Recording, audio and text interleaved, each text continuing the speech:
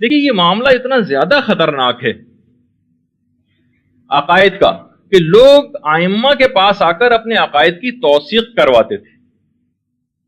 کہ مولا یہ ہمارے عقائد ذرا آپ سن لیجیے، کیا ہمارے عقائد درست بھی ہیں یا نہیں؟ شاہ عبد العظیم جن کا تہران میں روضہ بھی ہے، کہ جن کے متعلق یہ بات ملتی ہے کہ ان کی زیارت کا ثواب ویسے ہی ہے جیسے امام حسین علیہ السلام کی زیارت کا ثواب۔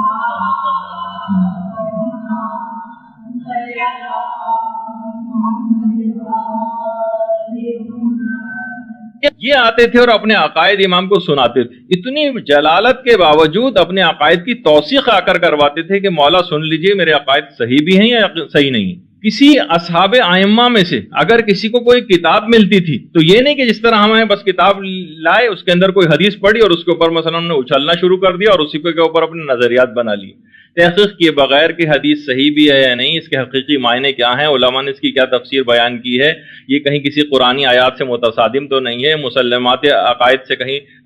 جو ہے منافات تو نہیں رکھتی ہے۔ غرض اس طرح کی تمام چیزیں ائمہ کے اصحاب اپنی کوئی کتاب بھی ان کو ملتی تھی اور کسی آتھینٹک آدمی سے بھی ملتی تھی تب بھی امام کی خدمت میں آ کر پیش کرتے تھے۔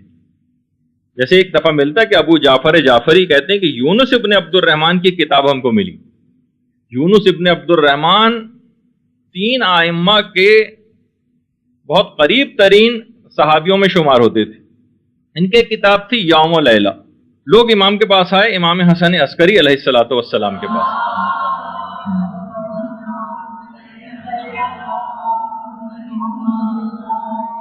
اور لا کر ان کی کتاب لا کر امام کی خدمت میں پیش کی کہ مولا اس کتاب کو دیکھ کر بیان کیجئے کہ اس کے اندر جو باتیں مندرجات وہ صحیح ہیں یا نہیں۔ امام حسن عسکری علیہ السلام نے صفحہ بہ صفحہ اس کتاب کو دیکھا اور کہا کہ یہ میرا دین ہے اور میرے آباء و اجداد کا دین ہے اور یہ تمام کا تمام حق اور صداقت کے اوپر مبنی باقاعدہ۔ اور یہ بھی امام نے فرمایا کہ اس کتاب کے ایک ایک حرف کے بدلے یونس ابن عبد الرحمن کو خدا قیامت میں ایک نور عطا کرے گا۔ کتنی بڑا ان کا جو ہے وہ نام ہے۔ اب آپ خود اس سے اندازہ لگائیے کہ ان جیسے شخص کی یعنی باقاعدہ رجال کشی کے اندر جو ہے یہ روایت موجود ہے کہ یونس ابن عبد الرحمن جیسا جلالت رکھنے والا، جن کے متعلق 8ویں امام کا ایک جملہ ہے کہ یہ آج کل کے زمانے میں ایسے ہی ہے جیسے پیغمبر کے زمانے میں سلمان فارسی ہوا کرتے تھے، لیکن اس کے باوجود بھی یونس ابن عبد الرحمن کی کتاب کی توثیق آ کر لوگوں نے امام سے کروائی کہ مولا دیکھ لیں اس کے اندر عقائد صحیح بھی ہیں یا نہیں۔ اس سے آپ اندازہ لگائیں کہ عقائد ہر شخص سے نہیں لینے، ہر ذاکر سے نہیں لینے، ہر کسی بظاہر آج کل بہت سے دھوکہ باز قسم کے انکوالیفائڈ امامے پہن کر بھی آ گئے، اس سے بھی آپ کو ہوشیار رہنا ہے کہ افکار کہیں وہ لوگ تو نہیں پھیلا رہے۔ صرف یہ نہیں کہ صرف ہم شکلوں کو دیکھ کر دھوکہ کھا جائیں یا کوئی بہت زیادہ چرب زبانی آ کر کرے اور لفاظی آ کر کرے تو ہم اپنے عقائد اس سے لینا شروع کر دیں۔ اتنا زیادہ ائمہ اس معاملے میں سخت ہوا کرتے تھے، تو لوگوں نے آ کر توثیق کروائی۔ اسی طریقے سے لوگوں نے سامرہ میں 11ویں امام کے پاس آئے اور اللہم صلی علی محمد،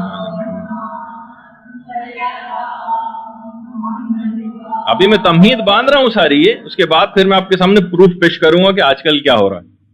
اور امام کے پاس آئے اور کہا کہ مولا فضل ابن شازان نے کتاب لکھی ہے عقائد پر، آپ ذرا اس کتاب کی توثیق فرما دیں۔ فضل ابن شازان انتہائی جلیل القدر عالموں میں شمار ہوتے تھے۔ امام نے ان کی کتاب ملاحظہ کی اور ایک جملہ کہا کہ پوری کی پوری کتاب صحیح ہے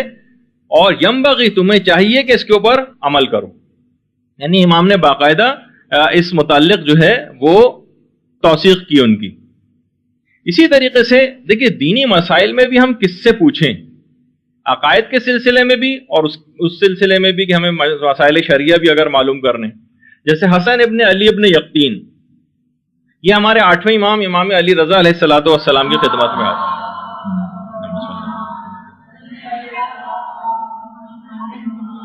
کہا کہ مولا میں ہر وقت آپ کی خدمت میں حاضر ہو کر مسائل شریعہ نہیں پوچھ سکتا، ظاہر ہے کہ ہو سکتا ہے کہ بہت دور ان کی رہائش ہو۔ کہا کہ کیا آپ یونس ابن عبد الرحمن کو، جن کا اس سے پہلے تذکرہ آیا، کیا آپ ان کو قابل اعتماد سمجھتے ہیں؟ کیا ہم اپنی معلومات ان سے حاصل کر سکتے ہیں مسائل شریعہ سے متعلق؟ امام نے فرمایا ہاں، یونس ابن عبد الرحمن سے تم معلومات لے سکتے ہو. یعنی ہر کس و ناقص نہیں کہ مولا جو بھی ممبر پہ بیٹھ جائے، امام نے کہا جو بھی بیٹھ جائے اس سے جا کر معلومات لے لو، نہیں، کہا کہ یونس ابن عبد الرحمن کی امام نے تائید کی. اسی طریقے سے علی ابن مسیب، یہ بھی ہمارے 8ویں امام کے پاس جو ہے یہ آئے اور کہا کہ مولا میرا گھر بہت دور ہے، بہت دور ہے، میں کس سے علم دین حاصل کروں. دیکھیے یہ خود جملہ بتا رہا ہے کہ علم دین حاصل کرنے میں لوگ کتنا زیادہ کہ امام کے پاس آ کر پوچھا کرتے تھے، حالانکہ خود امام موجود ہے. کہا کہ مولا میرا گھر بہت دور ہے، آ نہیں سکتا ہے بار بار آپ سے چیزیں پوچھنے کے لیے، کس سے میں علم دین حاصل کروں. فرمایا زکریا ابن آدم سے کیوں نہیں حاصل کرتے. امام نے فرمایا زکریا ابن آدم سے حاصل کرو، کیونکہ دین اور دنیا کے معاملات میں زکریا ابن آدم امین ہے. زکریا ابن آدم وہی ہیں زکریا ابن آدم قمی، کہ جب زکریا ابن آدم نے قم سے باہر جانے کا ارادہ کیا تھا تو امام نے فرمایا تھا زکریا قم سے باہر نہ جانا، کیونکہ تم قم والوں کے لیے امان کا باعث ہو، قم والوں کے لیے تم امان کا باعث ہو. تو امام اس قسم کے افراد کے متعلق کہا کرتے تھے کہ تم جو ہے زکریا ابن آدم سے جو ہے اپنے مسائل پوچھو. اسی طریقے سے عمر ابن حریث، یہ 6 امام کی خدمت میں آتے ہیں اور آ کر کہتے ہیں کہ مولا میں آپ پر قربان، کیا میں اپنے عقائد اور اپنے دین کو آپ کی خدمت میں پیش نہ کروں. دیکھیے خود آ کر اپنے عقائد کو پیش کرتے تھے. امام نے فرمایا ہاں اپنے عقائد پیش کرو. اس کے بعد عمر ابن حریث نے سارے اپنے عقائد بیان کیے. تو امام صادق نے سن کر کئی مرتبہ یہ بات عمر ابن حریث سے ارشاد فرمائی کہ خدا تم پر رحم کرے، خدا تم پر رحم کرے، خدا تم پر رحم کرے. بخدا یہی خدا، اس کے ملائکہ اور میرے آباء و اجداد کا دین ہے، اور اس دین کے علاوہ خدا کسی اور دین کو قبول نہ کرے گا. تو اتنی مسائل کے اندر اور اتنی عقائد کے اندر اتنی باریک بینی کے ساتھ ائمہ معصومین علیہم السلام کام کیا کرتے تھے. اور ائمہ خاص طور پر دینی معاملات میں انتہائی شدت کے ساتھ گرفت کرتے تھے. دینی معاملات میں بڑی شدت کے ساتھ ایک ایک حرف کی کمی بیشی کو برداشت نہیں کرتے تھے دین کے اندر، حتیٰ کہ دعاؤں کے اندر برداشت نہیں کرتے تھے. دیکھیے یہ صرف اس وجہ سے میں بتا رہا ہوں کہ یہ معاملہ کتنا سخت ہے. یہاں ہر کتاب کو پڑھ کر، کسی بھی ذاکر سے سن کر، کوئی بھی خود ساختہ تعویل کسی بھی حدیث کی کر کے ہم اپنے پورے عقیدوں کی عمارتیں اس کے اوپر کھڑی کر لیتے ہیں، جو کہ انتہائی خطرناک رویہ ہے. اس سے لوگوں کے دماغ کتنے تبدیل ہو گئے ہیں. میں ابھی آگے چل کر کچھ کلپس آپ کو دکھاؤں گا، آپ حیران ہو جائیں گے کہ اتنی تبدیلی آ چکی ہے معاشرے کے اندر. اور ہم آنکھیں بند کر شتر مرغ کی طرح سے اگر زمین کے اندر اپنا منہ دبا لیں یا کان آنکھ بند کر کے بستر پہ لیٹے رہیں اور ہر پوری دنیا مافیا سے بے خبر رہیں، تو واقعی ہر چیز بالکل ٹھیک نظر آئے گی آپ کو. بالکل سب صحیح جا رہا ہے ماشاءاللہ، سارے مومنین بڑے صحیح العقیدہ ہیں. ابھی پتہ چل جائے گا آپ کو کہ عقیدوں کا کیا حل ہو گیا. تو ائمہ بڑی شدت کے ساتھ گرفت کرتے تھے. عبداللہ ابن سنان راوی ہیں، کہتے ہیں کہ ہم 6 امام کی خدمت میں آئے تو 6 امام نے ایک جملہ ارشاد فرمایا، اللہم صلی علی محمد، کہ لوگ ان قریب مختلف قسم کے شکوک میں گرفتار ہو جائیں گے. میرے پاس اتنا وقت نہیں ابھی ان کی عربی عبارت بھی پڑھوں. لوگ مختلف قسم کے شکوک کے اندر گرفتار ہو جائیں گے، اور اس آفت سے محفوظ رہنے کا طریقہ ہے کہ تم دعائے غریق پڑھو. لوگوں نے پوچھا کہ مولا دعائے غریق کیا ہے؟ تو امام نے فرمایا،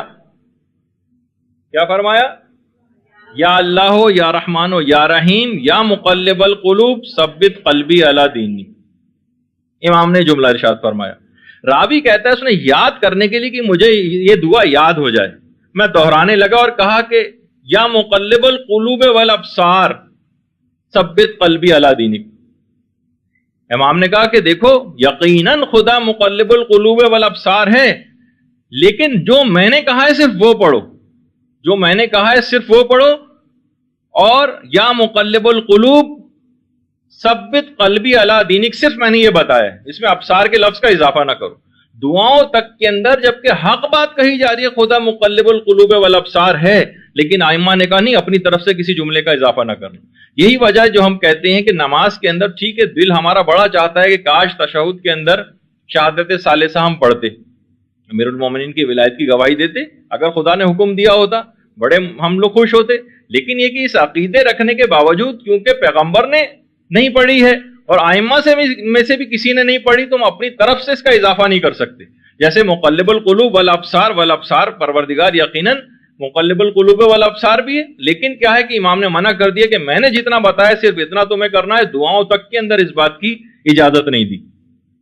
اور دیکھیے بہرحال یہی معاملہ آج بھی ہے، ایک پیغام اس کے اندر یہی ہے کہ دعائے غریق جو ہے آج کل خاص طور پر پڑھی جائے، کہ جس کے اندر ثبات قدم ہر لحاظ سے عمل کے اعتبار سے بھی ہمارے اندر رہے، اور ہم کہیں عقائد غیر حقہ پھیلانے والوں کے ہاتھوں کہیں نہ پھنس جائیں۔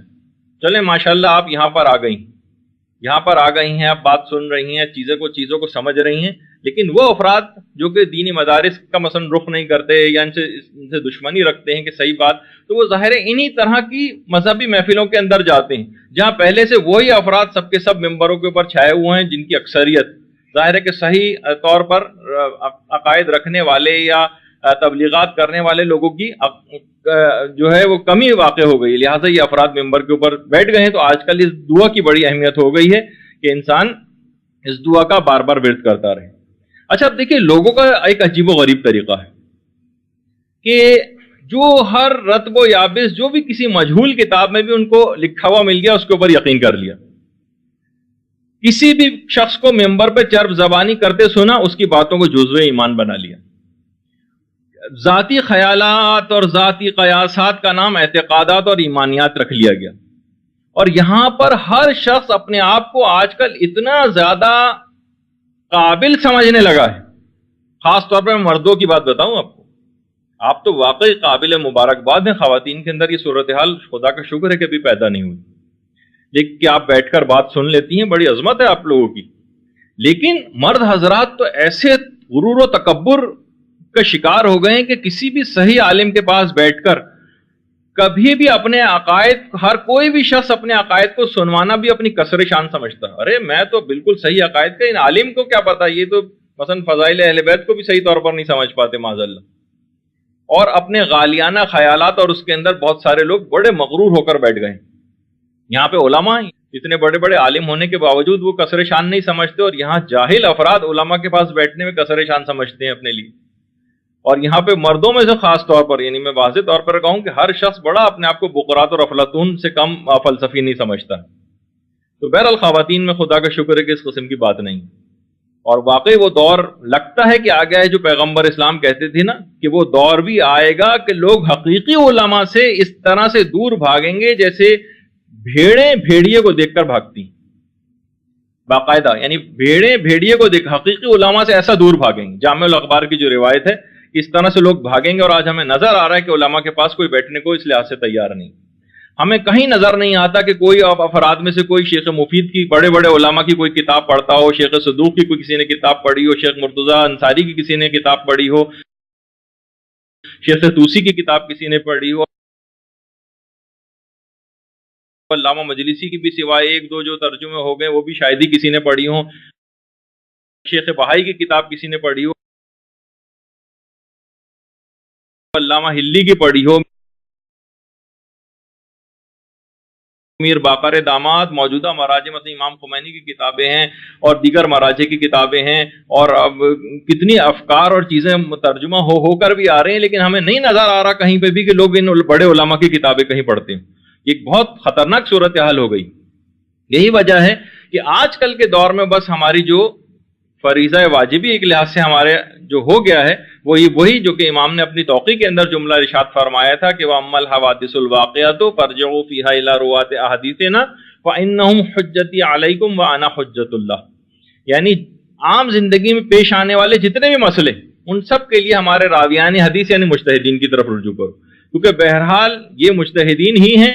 جو کہ ائمہ کی طرف سے ہم پر حجت ہیں، جس طریقے سے ائمہ خدا کی طرف سے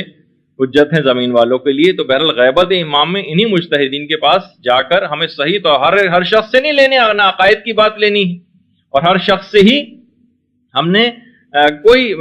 باریک قسم کے جسے ہم کہتے ہیں کہ سوفسٹیکیٹڈ یا ڈیلیگیٹ قسم کے جو عقائد ہوتے ہیں اس کی بھی کوئی تفصیل عام لوگوں سے یا عام ذاکرین سے سن کر اس کو اپنا جزو ایمان نہیں بنانا، مرکز سے ہمیشہ وابستہ رہنا ہے۔ وہ جو علامہ اقبال کہا کرتے تھے نا کہ قوموں کے لیے موت ہے مرکز سے جدائی، وہ صاحب مرکز تو خود ہی کیا ہے خدائی۔ تو بہرحال اگر مرکز سے انسان اپنا وابستگی برقرار رکھے ان علماء سے، ان مراجع سے، تو وہ کبھی بھی گمراہ نہیں ہو سکے گا. اور ان افراد جن کے بھی میں کلپس بھی آپ کو دکھاؤں گا، یہ جگہ جگہ طنزاً لوگوں کو علماء سے جو ہے وہ برگشتہ کرتے ہیں اپنے ایک ایک جملے میں. یہ مولوی، یہ ملا، یہ مجتہد، بڑے سے بڑے مجتہد کو لے آؤ، وہ اس کی معرفت کا وہ معیار نہیں ہے وغیرہ بھی بہت سی چیزیں آپ سنیں گی. یہ ان سے ان کو ہٹانا چاہتے ہیں تاکہ بہرحال جیسے میں نے اس سے پہلے کہا تھا ایک دفعہ کہ یہ پوری قوم ایک کٹی ہوئی پتنگ کی مانند بن جائے، پھر جس کی جب مرضی چاہے اس کو لوٹ لے. برحمتك يا أرحم الراحمين وصلى الله على محمد وآله